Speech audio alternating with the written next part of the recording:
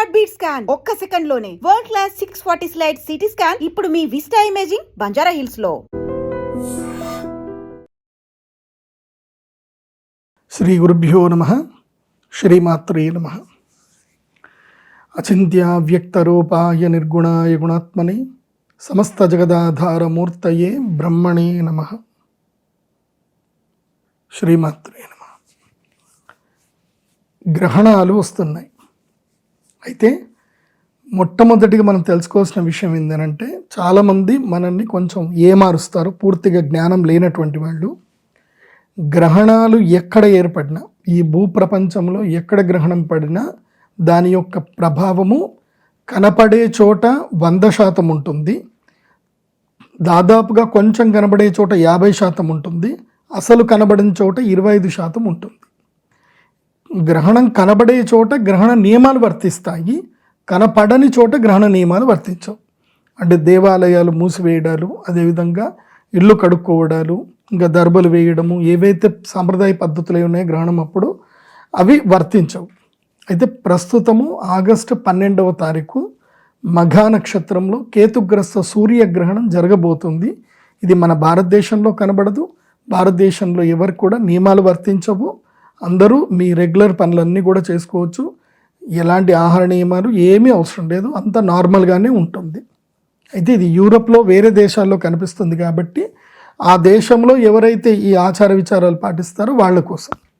కానీ ఒక్కటి బాగా గుర్తుపెట్టుకోండి, గ్రహణం వచ్చింది కదా అని ఆచార విచారాలు ఏర్పడ్డాయి. అంటే ఆచార విచారాలు చేసినంత మాత్రాన గ్రహణము ఎఫెక్ట్ ఏం పడదా అని అంటే 100% ఎఫెక్ట్ అందరికీ ఉంటుంది. ఎవరైతే ఆచార విచారాలు ఫాలో అవుతారో వాళ్ళకి గ్రహణం వల్ల జరిగేటువంటి నష్టాలు వాళ్ళకి రావు, అంటవు. అట్లాగే గ్రహణం వల్ల ఏవైతే బెనిఫిట్ రావాలో ఆచార విచారాలు పాటించేటువంటి వాళ్ళకి ఆ బెనిఫిట్స్ కూడా వస్తాయి. అదే మన సనాతన సాంప్రదాయం. అంటే ప్రకృతిలో జరిగేటువంటివి అన్నీ కూడా సామాన్యులందరూ కూడా ఏమనుకుంటారు అంటే, చూసి అది ఒక వింత, అదొక అద్భుతం అనుకుంటారు. కానీ మన ఋషులు తత్వజ్ఞులు ఏంటంటే దాని వెనుక ఉన్న మర్మం ఏంటి, దానివల్ల మానవాళికి కలిగే ప్రయోజనం ఏంటి, నష్టం ఏంటి అనే దాని మీద రీసెర్చ్ చేశారు.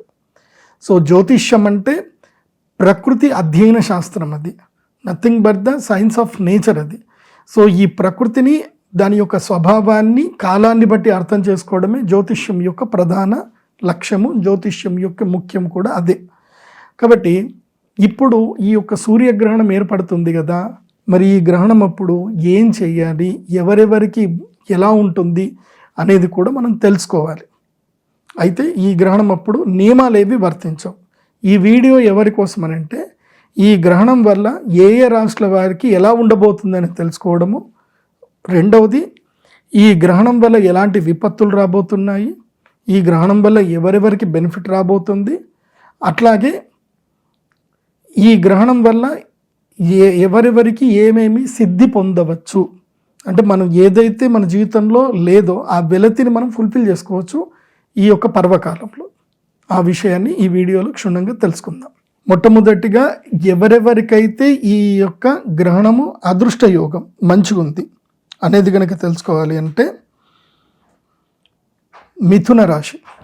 ఈ గ్రహణము మిథున రాశిలో వారికి వీళ్ళకి ఏంటంటే ధైర్య సాహసాలు చూపిస్తారు, విజయం మిమ్మల్ని భరించేటువంటి అవకాశం ఉంటుంది. మిథున రాశి వారికి ఈ గ్రహణం చాలా బాగుంది, మంచి యోగాన్ని వీళ్ళకి అందిస్తుంది. అదేవిధంగా మీనరాశి వాళ్ళకి, ఏలినాటి శనితో ఆల్రెడీ ఇబ్బంది పెడుతున్న మీనరాశి వాళ్ళకి ఏంటంటే ఈ గ్రహణం తర్వాత 48 రోజుల పాటు వీళ్ళకి ఊరట ఉంటుంది. శత్రువుల మీద విజయం సాధిస్తారు, అదేవిధంగా రుణబాధలు తీరిపోతాయి, తర్వాత రోగాల నుండి కూడా విముక్తి వస్తుంది, రుణాల నుంచి విముక్తి వస్తుంది. సో మీకు అప్పులు తీరడానికి కానీ లాభాలు రావడం కానీ మంచి మంచి మార్గాలు కనిపిస్తాయి మీన రాశి వారికి. ఇక వృశ్చిక రాశి వారికి కూడా మంచి సమయం ఇది. వీళ్ళకి ఉద్యోగాల్లో మంచి లాభాలు వస్తాయి, విదేశాలకు వెళదామనుకునే వాళ్ళకి యోగం సిద్ధి కలుగుతుంది. అదేవిధంగా వ్యాపారంలో ఏమైనా ఉంటే స్థిరత్వాలు ఏర్పడతాయి. గత స్మృతులు మాత్రం మిమ్మల్ని వెంటాడుతాయి, అదైతే కొంచెం బాధాకరమైన విషయమే.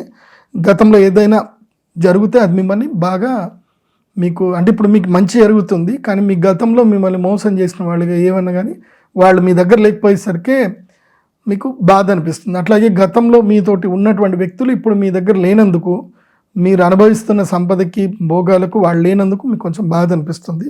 అంతే, మానసిక వేదనే తప్ప ఇంకేం లేదు. ఇక తులారాశి వాళ్ళకి ఏంటంటే ఖర్చులు ఎక్కువ అవుతాయి. కాబట్టి తులారాశి వాళ్ళు ఏంటంటే ఇళ్ళు కొనుక్కోవడం చేయడము, తర్వాత ఏమైనా హౌసింగ్ లోన్ తీసుకోవడము అవన్నీ కూడా ఉంటాయి. తర్వాత కొత్త వస్తువులు కొనుక్కోవడం జరుగుతుంది. తర్వాత మెడికల్ బిల్లులు కట్టడము ఇవి కూడా కొన్ని ఉండేటువంటి అవకాశాలు ఉంటాయి. అలాగే మోసగింపబడతారు, తులారాశి వాళ్ళు మోసగింపబడతారు. మీరు మొత్తం జాగ్రత్తగా ఉండండి. ఇక సూపర్ బెనిఫిట్ ఉండేటువంటి 4 రాశులు ఉంటాయి. సూపర్ బెనిఫిట్ అంటే ఇంకా అద్భుతమైన బెనిఫిట్. అది ఎవరికైనా కర్కాటక రాశి వాళ్ళకి. కర్కాటక రాశి వాళ్ళకి ఈ గ్రహణము విద్యాలాభాన్ని, సంతానం వల్ల కీర్తి ప్రతిష్టలను, అదేవిధంగా పిల్లల కోసం చేసేటువంటి ప్రయత్నాలన్నీ కూడా సఫలీకృతం అవుతాయి. పిల్లల వల్ల ఆనందాన్ని పొందుతారు. సో మొత్తం మీద కర్కాటక రాశి వాళ్ళకి ఈ గ్రహణం వల్ల ఫ్యామిలీ లైఫ్ చాలా హ్యాపీగా ఉండేటువంటి అవకాశాలు ఉన్నాయి. మేషరాశి వాళ్ళకి ఈ గ్రహణం వల్ల ఏమవుతుంది అంటే కళత్ర సౌఖ్యం దొరుకుతుంది ఈ గ్రహణం వల్ల. సో తొందరగా పెళ్ళిళ్ళు అయిన వాళ్ళకి పెళ్ళి అవుతాయి. ఏదైనా ఇబ్బందులు ఉన్నా, మ్యారిటల్ లైఫ్లో ఏమైనా ఇబ్బందులు ఉన్నా అవన్నీ కూడా క్లియర్ అయిపోతాయి, డిజాల్వ్ అయిపోతాయి.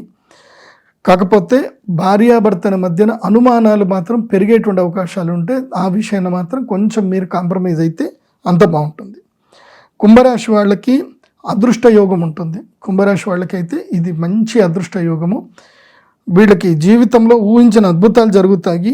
ఏ అవకాశాన్ని కూడా ఇప్పుడు కుంభరాశి వాళ్ళు వదులుకోవద్దు. మంచి అద్భుతాలు జరుగుతాయి కుంభరాశి వాళ్ళకి.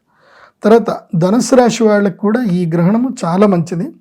వీళ్ళకి ఏందనంటే కనుక ధనలాభం వస్తుంది. పోయిన వస్తువులన్నీ కూడా దొరుకుతాయి. ఏదైనా మీకు ఉద్యోగం నష్టపోయినా, డబ్బులు నష్టపోయినా తిరిగి మీకు దొరుకుతాయి. తర్వాత కోర్టు కేసులు ఏమైనా ఉంటే కనుక వాటన్నిటి కూడా పరిష్కార మార్గాలు దొరుకుతాయి. అయితే 8 రాశుల వాళ్ళకి కొద్ది గొప్ప బాగుంటుంది. కానీ మెయిన్ 4 రాశులు ఉంటాయి.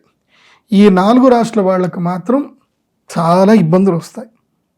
సింహరాశికి తమ యొక్క స్వక్షేత్రంలో ఈ గ్రహణం జరుగుతుంది కాబట్టి వీళ్ళు ఈ 4 రాష్ట్రాల వాళ్ళు కన్ఫామ్గా గ్రహణ పూజకు అటెండ్ అవ్వాల్సిందే. అవుతే వాళ్ళకి అరిష్టాలు రాకుండా ఉంటాయి. నేను నా జీవితంలో నేర్చుకున్న ఫిలాసఫీ ఏంటంటే లాభం రాకున్నా పర్వాలేదు కానీ నష్టం మాత్రం రావద్దు. లైఫ్ ఎలా ఉందో అలా గడిస్తే ఓకే, పర్లేదు, అడ్జస్ట్ అవుతాం. కానీ ఉన్న లైఫ్ను కూడా రూన్ అయిపోయి ఇంకా నష్టంలోకి వెళ్ళిపోతే బాధ. సో నేను వాళ్ళకి చెప్తున్నది, వాళ్ళెవరు అంటే సింహరాశి. సింహరాశికి ఈ గ్రహణము తమ యొక్క జన్మరాశిలో జరుగుతుంది కాబట్టి వీళ్ళకి మానసిక క్రోధము, మానసిక వ్యధ, ఆరోగ్య భంగము ఇవన్నీ కూడా జరుగుతాయి. చాలా ఇబ్బంది జరుగుతుంది. సింహరాశి వాళ్ళు చెయ్యని పనికి వాళ్ళు అవమానాలు ఎదుర్కోవాల్సి వస్తుంది. అసలు మీరు ఆ తప్పు చేసే ఉండరు, కాకపోతే మీ మీద అపవాదులు వస్తాయి, కేసులు అవుతాయి. వేరేవాడు ఎవడో చేసిన దానికి మీరు అక్కడ అన్వాంటెడ్గా మీరు ఉన్నదానికి కూడా మీరు ఇబ్బందులు పడేటువంటి అవకాశం వస్తుంది. కాబట్టి ఈ రాబోయే 45 రోజులు మీరు ఎక్కడ వెళ్ళినా ఆచితూచి అడుగు వేయండి, చాలా జాగ్రత్తగా ఉండండి. అండ్ వృషభ రాశి వారికి ఏంటంటే ఈ గ్రహణము మీకు వృషభ రాశి వారికి 4వ స్థానంలో జరగబోతుంది. కాబట్టి కుటుంబ కలహాలు, ఇల్లు వదిలిపెట్టిపోవడము, ఇల్లు తాకట్టు పెట్టడము, అమ్మకాలకు ఎక్కువగా ఇవ్వడము, బంగారం తాకట్టు పెట్టుకోవడము, ఇంట్లో దొంగలు పడ్డము, లేకపోతే ఇంట్లో ఎవరికైనా అనారోగ్యం రావడము, ముఖ్యంగా మీ అమ్మగారికి బాగలేకపోవడము, ఇలాంటివన్నీ కూడా వృషభ రాశి వారికి రాబోయే 45 రోజుల్లో ఫేస్ చేసే అవకాశాలు ఉంటాయి. అలాగే మకర రాశి వారికి, ఈ మకర రాశి వాళ్ళకైతే నేను చాలా సీరియస్గా చెప్తున్నాను. ఎందుకోసమంటే మీకు అష్టమంలో గ్రహణం జరుగుతుంది. అష్టమ గ్రహణం అంటే అష్ట కష్టాలు పెడతాడు. నేనైతే ఈ 48 రోజులు ఏది జరిగినా రియాక్ట్ అవ్వద్దని చెప్తా. సైలెంట్గా ఉండండి. ఏది జరిగినా ఓకే మంచిది అని సైలెంట్గా ఉండండి, కానీ దేనికి రియాక్ట్ అవ్వకండి. ఎందుకోసమంటే గ్రహాలు ఏం చేస్తాయంటే మీరు రియాక్ట్ అయ్యేటట్టు చేస్తాయి. మీరు రియాక్ట్ అయ్యారా మీరు గ్రహాల ప్రభావానికి లోను అయినట్టే. ఒకటి తప్పి ఇంకోటి, ఒకటిని క్లోజ్ చేయడానికి వెళ్తారు, అది ఇంకోటి ఓపెన్ అయిపోతుంది. ఒక డోర్ క్లోజ్ చేయడానికి వెళ్తారు, ఇంకో డోర్ ఓపెన్ అయిపోతుంది. సో ఇట్లా నానా రకాలుగా ఉంటాయి. కాబట్టి మకర రాశి వాళ్ళు నిమ్మకు నీరెత్తినట్టు ఉండండి ఈ 45 రోజులు. ఆగస్టు 12 నుంచి అనవసరంగా గొడవలు జరుగుతాయి, విడిపోతారు. ఎవరో ఒకళ్ళు మీ జీవితంలోకి వచ్చి మీకు అత్యాశలు పుట్టిస్తారు. దానితోటి ఉన్నదాన్ని వదిలేసుకొని వాళ్ళతో వెళ్తారు. వాళ్ళు కాస్త మిమ్మల్ని పిప్పి వేసి ఊది పక్కన పడేస్తారు. సో సింపుల్ చెప్పాలంటే మకర రాశి వాళ్ళు డీజే టిల్లు సినిమా పైసలు చూడండి. ఇప్పుడు ఆ డీజే టిల్లు మీరే అవుతారు, జాగ్రత్త. నెక్స్ట్ ఇక ఫైనల్గా కన్యారాశి. కన్యారాశి కూడా ఆల్మోస్ట్ వీళ్ళది కూడా డీజే టిల్లు జాతకం లాంటిదే. వీళ్ళు లేనిపోని పంచాయతీలని తీసుకొచ్చి నెత్తి మీద పెట్టుకుంటారు, మంచితనానికి పోయి అంత నాశనం అవుతారు. కాబట్టి ఆగస్టు 12 నుంచి సెప్టెంబర్ 1వ తారీఖు వరకు ఏ పని చేయకండి. మీరు రెగ్యులర్గా చేసుకునే పని చేసుకోండి అంతే. అంటే కొత్త పనులు చేయకండి, ఫినాన్షియల్ డీల్స్ వద్దు, ఎవరికి సహాయం చేస్తామని ఎవరికి మాట ఇవ్వకండి, దూర ప్రయాణాలు చేయకండి. తీర్థయాత్రలు చేస్తే చేయవచ్చు, ఒంటరిగానే చేయండి, ఫ్యామిలీతోటి ఎక్కడికి వెళ్ళకూడదు. మీరు రెగ్యులర్గా మీరు చేసే పని చేయండి. అండ్ మీ ఆఫీస్లో కూడా ఒకళ్ళ గురించి చెడ్డగా మాట్లాడడం కానీ అవి ఏవి చేయకండి. ఇంకా మెయిన్గా ఈ కర్ణపిశాచి పట్ల అప్రమత్తంగా ఉండండి. ఎందుకోసమంటే మీరు కోపంలో ఏదో ఒకటి మాట్లాడతారు, ఎదుటోటి రికార్డ్ చేసుకుంటాడు, వాడు 10 మందికి వినిపించాడు అనుకోండి, మీరు కోపంలో అన్నది కాస్త ఎప్పటికీ నిలిచిపోతుంది. సో తర్వాత మీరు ఆ వ్యక్తికి మీరు సారీ చెప్పచ్చు, కానీ మీ మాటలు ఎప్పటికీ అట్లాగే ఉండిపోతాయి. కాబట్టి అదుపు మాట పొదుపు. కన్యారాశి 8 రాశుల వాళ్ళకి మీరేం రాశిఫలాలు చూసినా చూడకపోయినా మంచిదే. ఎందుకోసం అంటే మంచి జరుగుతుందంటే మనకు తెలుసుకోవాల్సిన అవసరం లేదు, జరగాల్సిన మంచి జరుగుతూనే ఉంటుంది. కానీ చెడు జరగకుండా చూసుకోవాలి. ఆ చెడు జరిగేది ఏంటంటే సింహరాశి వారికి, వృషభ రాశి వారికి, మకర రాశి వారికి, కన్యారాశి వారికి వీళ్ళకి చెడు జరగబోతుంది. కన్యారాశి వాళ్ళకి ఏవైనా ఉంటే ఫినాన్షియల్ డీల్స్ ఏమైనా ఉంటే అన్నీ పోస్ట్పోన్ చేసుకోండి ఆగస్టు 12 తర్వాత. దసరా వరకు ఏం చేయకండి, ప్రశాంతంగా ఉండండి. దసరా వరకు డబ్బులు ముట్టకండి, ట్రేడింగ్ చేయకండి, ఎక్కడ పెట్టుబడులు పెట్టకండి. ఎవరు ఏదైనా సరే నమస్కారం పెట్టండి, ప్రశాంతంగా నమస్కారం పెట్టి తర్వాత చూద్దామని చెప్పండి. బ్యాడ్ టైం దాటిన తర్వాత వచ్చిన వాడు గుడ్ పర్సన్ బ్యాడ్ పర్సన్ నీకు తర్వాత తెలిసిపోతుంది. బ్యాడ్ టైంలో ఒక బ్యాడ్ పర్సన్ వచ్చాడనుకో, నువ్వు చేసావు అనుకో, అయిపోతుంది. నువ్వు ఆ 2 months క్వైట్గా ఉన్నావు అనుకో, ఆ 2 months తర్వాత నీకు గుడ్ టైం స్టార్ట్ అయినప్పుడు ఈ వచ్చిన పర్సన్ నీకు బ్యాడ్ పర్సన్ క్లారిటీ అప్పుడు వస్తుంది, అప్పటిదాకా రాదు. అంతే. మన పక్కనే మనని మోసం చేసేవాడు ఉన్నా, మనకి బ్యాడ్ టైం ఉంటే వాడు మన నెత్తి మీద చేయబెడతానే ఉంటాడు, వాడు మనల్ని కొడతానే ఉంటాడు, వాడు మనల్ని మోసం చేస్తూనే ఉంటాడు. మనం రిలీజ్ కాదు until good time comes. Good time వస్తే అమ్మ వీడా నన్ను ఇన్ని రోజులు ఇంత మోసం చేశారా అని చెప్పి అప్పుడు రియలైజ్ అవుతాం. అది అంతే. సో ఎవరో ఒకళ్ళు మంచి వాళ్ళు వచ్చి మనకు చెప్తే తప్ప మనకు తెలియదు. సో ఆ సిచ్యువేషన్ ఇప్పుడు కన్యా రాశి వాళ్ళకు ఉంది, అట్లాగే మకర రాశి వాళ్ళకు ఉంది. ప్రశాంతంగా ఉండండి, ఓపికగా ఉండండి. తర్వాత నేను చెప్పేది ఏంటంటే ఈ 4 రాశుల వాళ్ళు ఎవరైనా, ఈ 4 రాశుల్లో భార్యాభర్తలు ఉన్నారు. ఇప్పుడు వృషభం, మకరం, లేదా సింహం మకరం, సింహం వృషభం, సింహం కన్య, ఇట్లా ఎవరైనా భార్యాభర్తలు ఉన్నారు అనుకోండి, ఈ 45 రోజులు ఒకళ్ళు మాట్లాడుకోకండి, రియాక్ట్ అవ్వకండి. ఆ గురుగారు చెప్పారుగా, మన ఇద్దరికి టైం బాగలేదు, సో నేను ఇద్దరం గొడవ పెడతామని చెప్పి కనీసం కొన్ని రోజులు దూరం అయినా ఉండండి, లేదంటే దేనికి రియాక్ట్ అవ్వకండి. సో ఇది రాశి ఫలాలు, ఇది సూర్యగ్రహణానికి సంబంధించి.